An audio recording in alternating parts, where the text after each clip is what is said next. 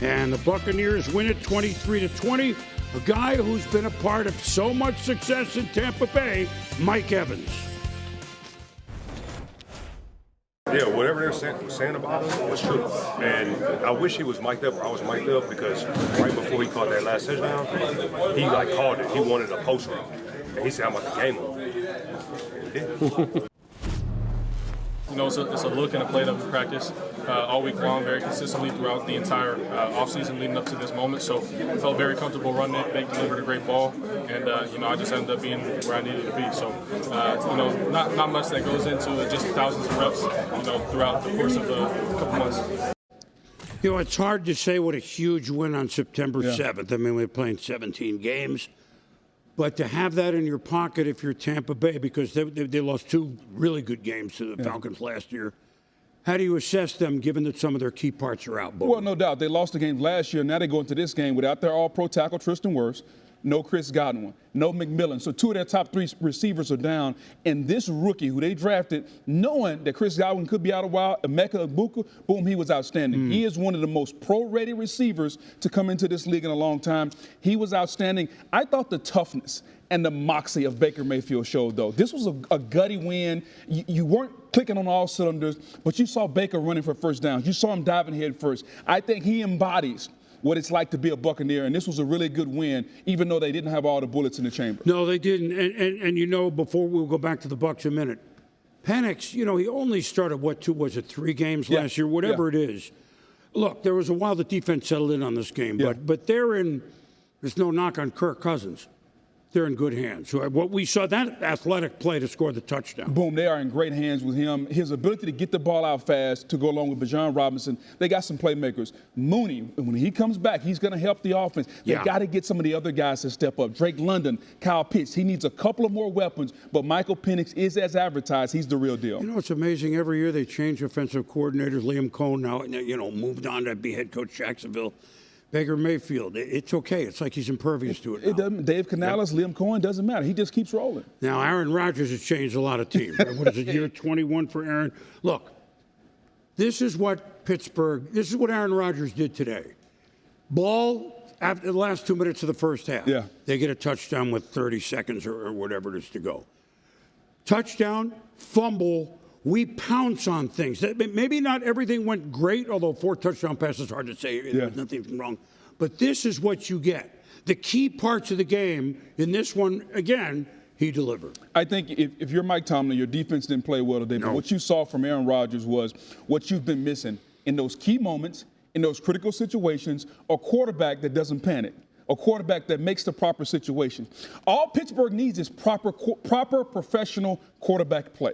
That's what they got today. He doesn't have to be the MVP anymore.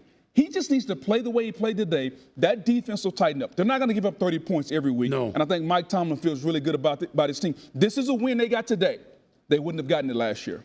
Even though Aaron Glenn lost his first game as head coach, I think he had not thrilled. They lost the game, okay? Yeah. They look like a real team. I mean, they ran the ball really well on a Pittsburgh defense that does not do that, and you can see. And Fields threw the ball pretty sharply. I think they're in pretty good hands there. Admittedly, you know, they're not catching Buffalo, but this looked like a team that was confident in what they were trying to do. Agree? The first thing a coach has to do is establish his identity and his culture. They rushed the passer today, and they ran the football. They were physical. I think when Aaron Glenn looks back on it, after he gets over the loss, he will realize that his culture is starting to take imprint on this team. They were physical, and they made Aaron Rodgers very uncomfortable in that pocket. The Jets' front four is for real. They ran for over 180 yards. They moved Pittsburgh off the line of scrimmage. Key plays? Yes.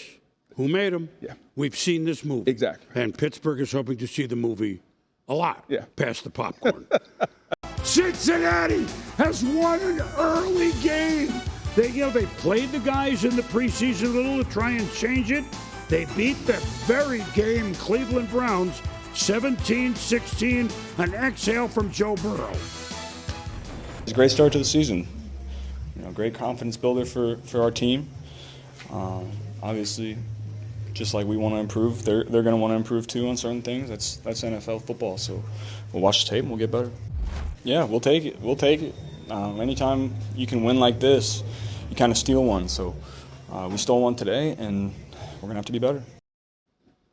Well, look, if you look at numbers, which sometimes doesn't. Joe Burrow threw for barely over 100 yards, right? Yeah. The Cleveland Browns, ladies and gentlemen, 327 to 141 Booger in yards, but yet a win is a win is a win in the summer for the Bengals, and they put that in their pocket. Boom. Think about this. Think about the Monday night preseason game against the Commanders. The Bengals' defense was terrible. Everybody was saying they got to sign Trey Henderson. This defense is the worst defense in football. Mm-hmm. And isn't it something on opening day, this defense showed up and showed out. They were outstanding, boom, turning the football over. They held the Browns at 49 yards rushing. So a defense that everybody thought was going to be terrible won the game for the Bengals today because the receivers didn't get off.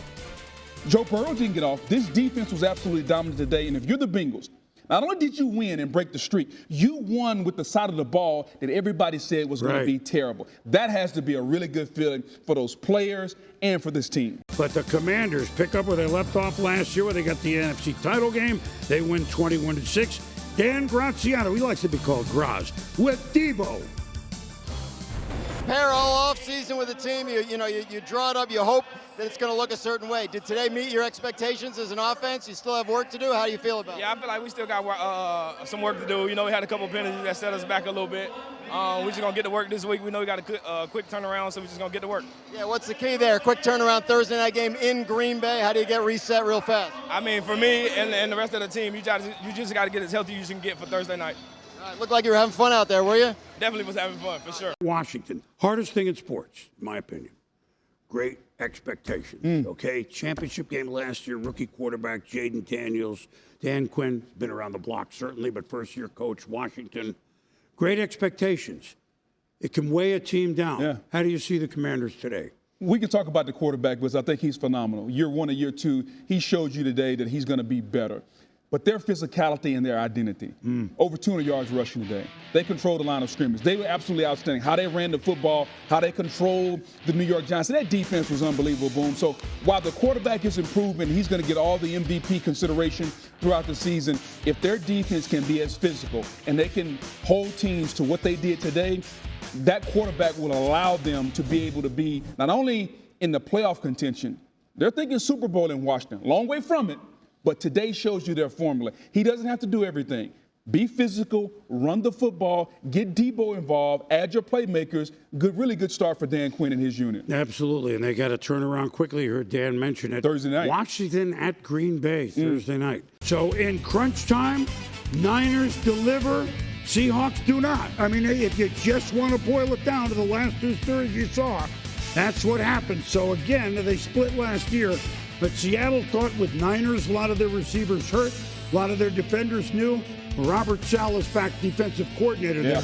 And they look like they did maybe a little bit when he was there before he became Jets head coach. And it's their formula, boom, how they close out games. They're going to drop back and play coverage, and he's going to allow the front four to get after the quarterback. That's what he believes in. They have guys up front led by Bosa, who he's paid handsomely.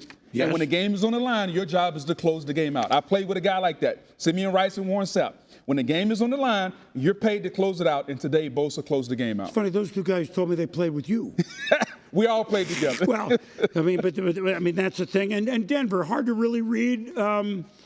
Denver, A win is a win is a win. a win is a win. The young quarterback, they're putting more on his plate now. Yes. And he threw an interception. He's got to figure that out a little bit, but they have a defense, boom. Yeah, they do. Maybe the best cornerback in football, Bonito, they can rush the passer.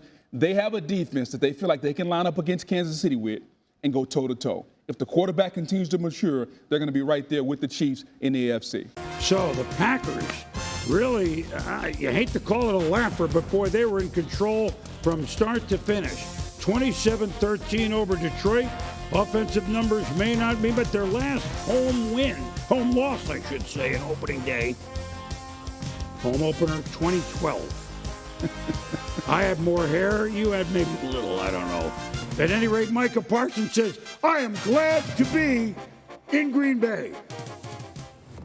Physically, obviously draining. That was like my first game of just constant snaps, repetition, things like that. So obviously I gotta, recover, do everything I need to do to get ready for Thursday. But emotionally, I couldn't be more happy, to get my first win in Lambeau, having amazing fans. Just everything overall, it was just a one-on-one experience for me. And, I told J-Lo that's our first one, and I can't wait to keep stacking them. Credit to them, Coach LaFleur, and they came out and they played outstanding, and we didn't play good enough. We didn't coach good enough, including me, and we didn't play good enough. That's about what you're going to say, right? So, Micah Parsons show Thursday night against Washington. So Green Bay, this is what they were. And Jordan Love, I know his numbers are under 200. That's not the point. Yeah. You give him a pocket like that, he looked the ball. He looked like he threw the ball beautifully. Boom, that offense can be so good. And they didn't even throw for 200 yards today. He was 16 for 22 for $188. But it's just the rhythm, understanding that he's more calm, he's more mature in the pocket. Defensively, Boom? Yes, I was going there. They can shut you out, Boom. And here's what I noticed. I got traded to Indianapolis, Boom, and when I walked in the locker room, all the guys on defense, they perked up because now there was somebody else there to help them, somebody that could help them stop people. Green Bay, they know Micah Parsons, not only can he help them stop people, he can help them dominate people. You just saw the way the coaches and the way the other defenders, when he made a play, when he made a pressure, everybody was excited. A trade like that can get, not only can it galvanize a team, it can galvanize an entire city, Boom. And if they can stay healthy, that defense can be historic because they're young. They're still the youngest team in football. Yes. They are fast. They got depth up front. And Micah brings something that not every player can bring. He brings swagger and a confidence that I'm one of the 5 or 6 dudes in this league that can change a game. And when you have a guy like that on your team, I had 2. Simeon Rice and Warren Sapp. I had Hall of Famers. I walked on the field knowing I got 2 of the baddest dudes on the block. Now Green Bay walks on the field knowing they got one of them dudes. It's a different mindset, and you saw that mindset on display today. You know, in one game, you don't want to say, okay, this is what happened. Because, Detroit lost both coordinators, obviously both outstanding. Johnson coaching the Bears, Aaron Glenn coaching the Jets. But Philly lost both coordinators a couple years ago, and it didn't hurt them. So, but you have different coaches running their systems, right? That can be difficult. But it's one game, so let's not panic yet with Detroit. You know what offensive weapons they have, which, to your point, hello, Green Bay defense. It didn't feel the same for Detroit. Okay, that's fair. That's fair. It didn't feel the same. Now, whether that's the physicality or the play calling, I just know watching them, usually you can feel their imprint on the game. I didn't feel that today.